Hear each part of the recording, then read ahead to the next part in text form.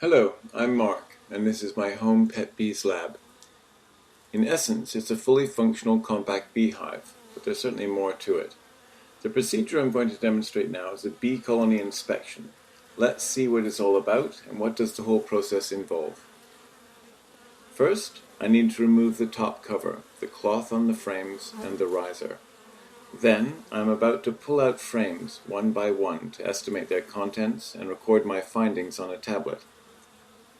I proceed very delicately, if not slowly. This reflects one of the secrets of working with bees stress-free. Honeybees are not aggressive creatures, but they are truly fearless. Any single one will not hesitate to engage in protecting the colony. So I don't allow myself any sharp movements that could give bees a reason to get angry with me.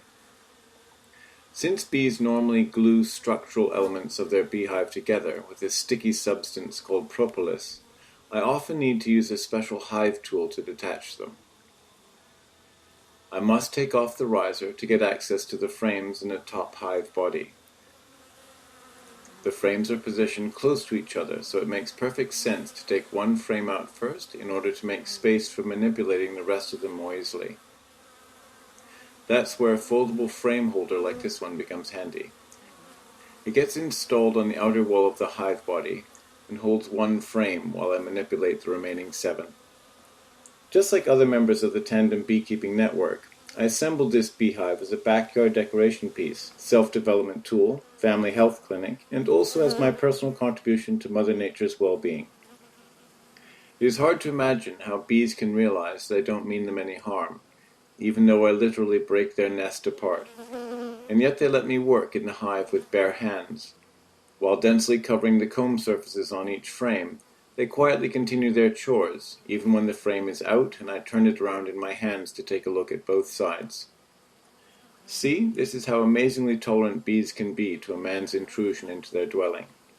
So I place the first of the inspected frames onto the frame holder arms, and prior to pulling out the next one, record the data on a tablet using the smartphone app designed and built by the Tandem Beekeeping Network founders and described in their book, The World Inside and Around a Beehive. What's most important, I can email this inspection data to an experienced colleague. By analyzing this information, he can estimate the current status of my bee colony and advise on the actions that may be required. His suggestions allow me to control my colony development with confidence right from day one, and long before I gain enough experience of my own. Based on this expert advice, I'm always aware of my colony's current needs and can plan my actions accordingly. At the same time, becoming aware of the processes taking place in the hive makes it naturally easy to master the art of managing a bee colony sustainably. An inspection like this is best performed about once a week, preferably in late afternoon. This week I have an opportunity to do it only after I came home from work. It gets darker now. At this time it's already a bit late to inspect the hive because the closer to dusk, the more nervously bees react to trespassers. So I find it reasonable to protect my face with a veil. A mosquito hat, like the one I wear now, is good enough for that. Just for this video recording, I placed the tablet for entering the inspection results right at the hive entrance. As you can see, even this does not cause any agitation among the hive inhabitants. Certainly, it is never guaranteed that all inspections will be sting-free. Some extra vigilant bee may overreact, just like now. Here's one that jumped right on my hand and stung it. Or maybe I just accidentally pinched her a bit with my finger. It stung me. In any event, this is something you just accept and don't pay much attention to.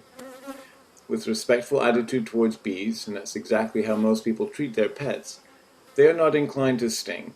Besides, bee stings don't spread infectious diseases. They actually strengthen one's immune system, and also serve as an ideal tool for building up self-esteem and willpower. As you could see, a moment ago, I got stung, but didn't show the slightest sign of discomfort. I slowly finished the frame inspection, and only now it's time to pull out the stinger. And of course, even this little distraction will not make me forget to enter the frame's data on the tablet. It's a good moment to mention that my bees, just like those of all other Tandem Beekeeping Network members, live in a compact beehive known as a lady hive. Its design is identical to a typical Langstroth hive, except for its dimensions. Yet this nuance alone makes a big difference. I won't focus on that now. Just note that the hive consists of a bottom board, a few bodies with frames, a riser, and a top cover. The number of hive bodies depends on the colony's strength. At this time, 2 are enough for my bees. Along with other recommendations, my more experienced tandem colleague will inform me once it's time to add the next one, to make sure the colony has adequate space to develop normally.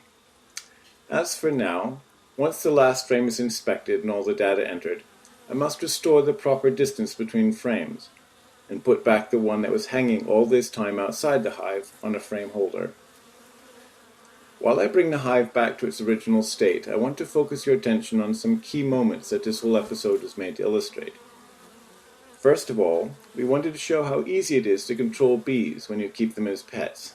In essence, all the care about a bee colony narrows down to inspecting, adding, removing, or rearranging frames or whole hive bodies. The next most important message was to show how bees really behave, and whether they are of any danger to owners and their neighbors, particularly at the time of hive inspection. As you can see, bees' behavior is very different from some widespread false stereotypes. Equally important for us was to demonstrate that a cute lady beehive can serve as a functional element of decoration in the landscape design of any property, including small backyards in big cities, as it is in my case. A bee house can and must look beautiful, buzzing with life all year round. This never-ending activity is great to watch, to say nothing of the pleasure of engaging yourself in guiding the colony towards better results. As to myself, I got my bees this summer, yet I wouldn't call this adventure beekeeping. I'm not a beekeeper. I just keep a bee colony as pets, and view the hive as a creative lab that gives me a chance to learn more about nature and its inhabitants, by getting truly involved in their life and feeling actually accepted. All of which I recommend and encourage you to experience firsthand.